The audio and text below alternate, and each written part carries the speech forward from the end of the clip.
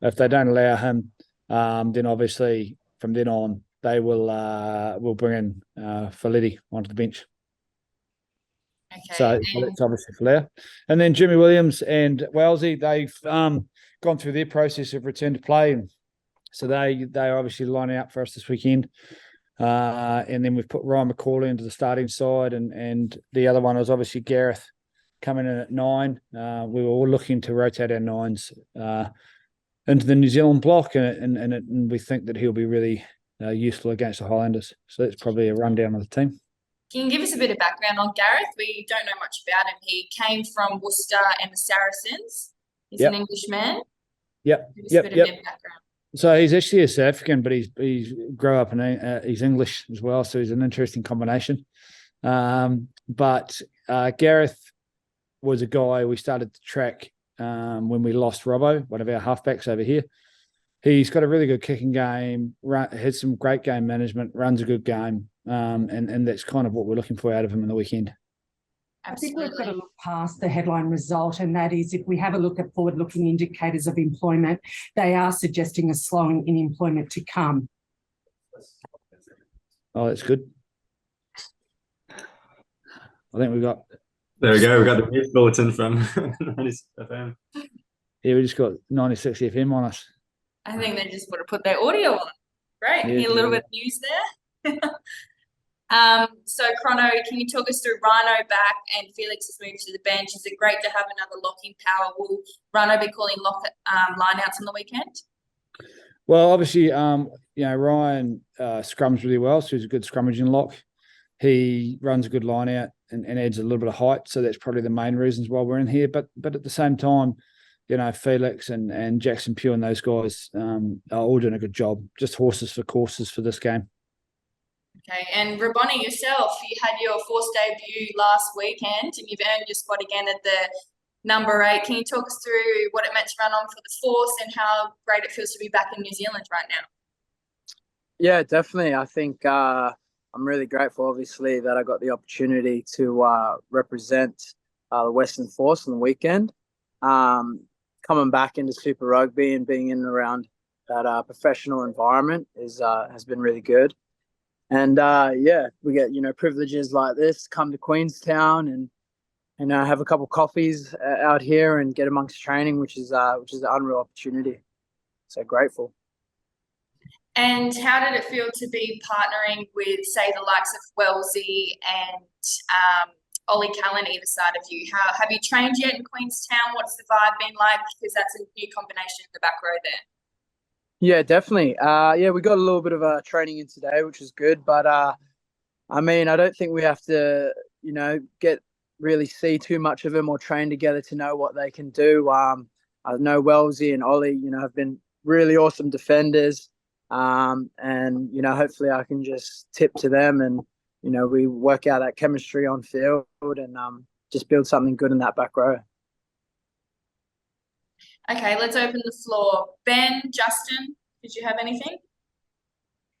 Yeah, I'll jump in if that's all right. So first of all, Chrono, you talked about a few of the guys who are in this week. I noticed a couple who are out. First of all, Thrasher, he looked pretty banged up after the game on the weekend. Is it a rest for him or is he carrying some sort of niggle or head knock? Look, Freshie was only in for that first block, and he didn't, not a head knock. He did get stitched up, but not a head knock. He does have a heel issue that needs to be, looked after medically. So he's a minimum of 2 weeks just with that, and then it's going to be a reevaluation whether we keep him out of retirement or not for him. So yeah, medically he can't play right now for at least a couple of weeks.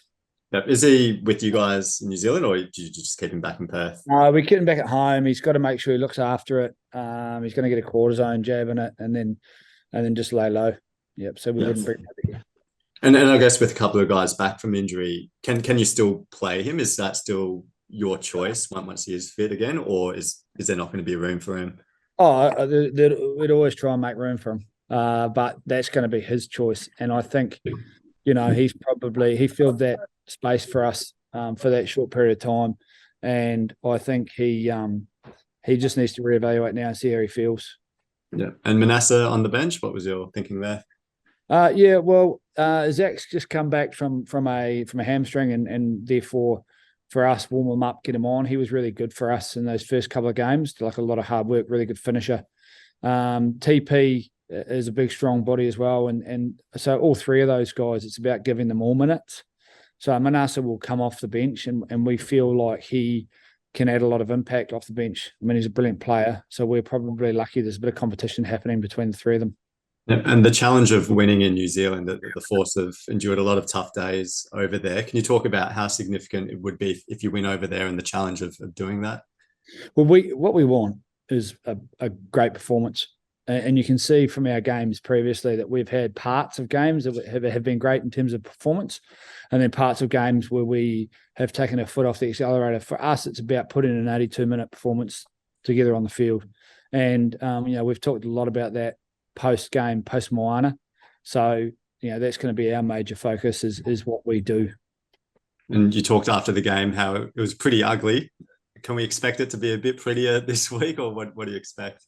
Yeah, well, I mean, by ugly, it's probably a case of we gave them a lot of ball, and that was just our rugby brains decisions. We gave them ball either by kicking it or trying to offload when it's not on. So it's just really about, okay, what decisions we make in key moments of the game. And this week we talked a lot about situational awareness, what situation we are in the game, what part of the field we are, and how we can control territory and possession better than what we did against Moana. So I would expect us to control territory and possession better than we did last week.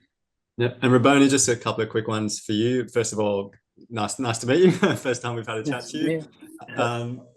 It's been a whirlwind for you, and in terms of the contract you're on, it's just an injury replacement contract at the moment. Have you set your sights on trying to kind of prove yourself and get something longer term? Absolutely. I mean, obviously everyone kind of would like a full contract, but in saying that too, I definitely want to live in the moment. So, I mean, I see that I'm here in New Zealand for the next 3 weeks, and I just got to make the most of those opportunities then. And what's it been like just around the group? Has there been anyone in particular who you've bonded with, or anyone that you've known much previously? I knew Falau as Sydney boys, but I mean, everyone's great here. Everyone's been so welcoming. All the lads are, we all get on. We all got one goal of winning footy, and they made it really easy to transition in here and made my life and job a lot easier. Awesome. Thanks for that, and good luck on the weekend. Thank you. Simon, can I dive in there? Yeah, go for it, Jim. Mate, with Gareth, I noticed on his Twitter account he was talking about back in February re-signing with Saracens, but sort of the little veil reference. I've got a bit of work to do down under. So is it fair to say it was a bit of a clandestine signing, like completely off the radar? Could you explain how you sneakily got him in the country, all that sort of stuff? Oh, we had a good chat. So we were obviously, when we lost Robbo in Japan, we were looking for somebody who can manage games and kick well. And I was having some conversations with some players, and it was actually Willie Hines who had played with him in Europe. And Willie's got a really good game management, a brilliant player, and he was talking about him. So we then did a heap of homework on footage and tracked him. And I Zoomed him Christmas Eve. I'm sure he enjoyed that, and had a chat for probably an hour about, and just interviewing and questioning and how he does. And then obviously from that moment forward, from that Zoom call, you could tell he's the right person for our team. So from there we started to progress and get him in, and then you got to wait for visas and different stuff. But he's been amazing in our team in terms of just going about his work, getting his job done. And, we're excited about giving him the opportunity. Mm-hmm. Now, I mean, it's a bit of a theme now. You've got Zach and also Sam Spink, two guys with particular skill sets that really plug in nicely to your team. Is that a way? Is that something the Western Force will keep looking at England particularly to pick up guys from there? Only a couple. Like, it has to be the jigsaw puzzle for us. What player suits our team and what do we need in that position? And obviously the key for us is trying to find that in Australia first. Most people are contracted up at this time, and we're talking to a couple of Australians overseas about coming back into Australia if we can get them in there. But the thing about those boys is, like Sam Spink, and Zach and Gareth have all got such upside. And I know Gareth, obviously, for us, gives us a slightly different 9 to the other two. So the three of them complement each other. But we definitely will look for, if we're missing something in the jigsaw, we'll look for it elsewhere. Yep. Yeah. Was Gareth actually named in the squad just before the season, or did you keep him as a bit of a sneaky one outside the? I think Robbo was named at the time, because obviously Robbo, even though he was injured, he was the full-time squad member. So Gareth is on an ICC, so injury cover contract for Robbo. So that's probably why he wasn't named more than. So how long does that contract last for? The one that contract lasts for as long as Henry Robinson's ACL injury lasts. So at this point, Robbo is potentially getting back before the end of the season or close to it. But that's again medically depending on how he progresses. It's just a process after those things. Okay, gotcha.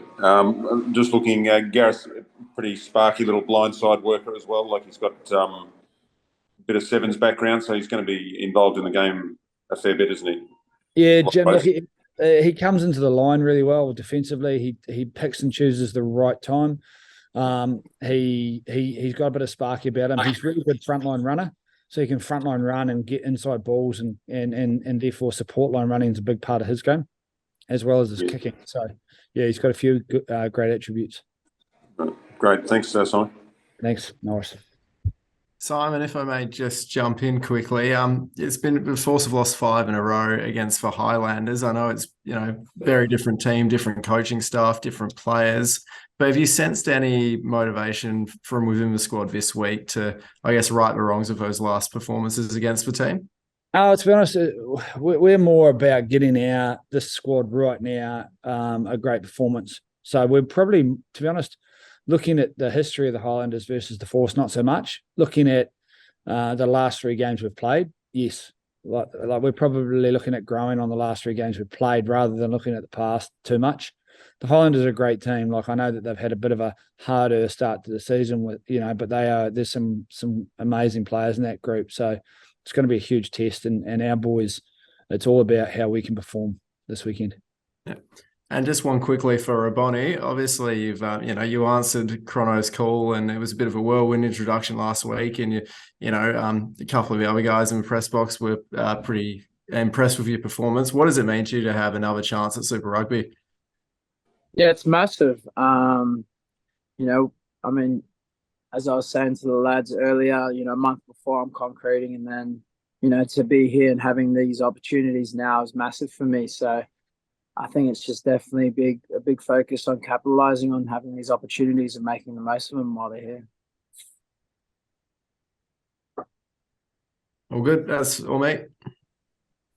Okay, that's it for everyone. Thank you for your time, Chrono and Rahboni. Next time we'll get you in the same room, hey? Sorry, Kobe. Sorry. Thanks, guys. Talk Comedy's soon. on me. Thanks, team. See ya. And Rahboni. just Thank you. chatters, Ben and Jim, we have another press conference tomorrow with Michael Wells and Hamish Stewart. You've got the details for that. Yeah, Okay, that's good. cool. Thanks for that. Thank you. Okay, Kobe, just See you with then. Yes. Kobe, just with Rahboni, so he was concreting on a building site in Sydney before he came over. Is that what you're saying, or was he doing that in Perth? He's still on the line if you'd like to ask him. Oh, Rahboni, Yeah. were you concreting back in Sydney or in Perth? Where were you concreting? Sydney. Okay, so whereabouts? What suburb were you on the building site? I think our last was in Forest Way. Okay. Yeah. Right. And was that what you were thinking might be the next few months ahead of you? You were just going to be on the building sites doing stuff like that and playing club footy? I think I was always hoping I wasn't. But yeah, I was pretty much on track just to concrete for a bit. Yep. Gotcha. Okay. Thanks, Rahboni.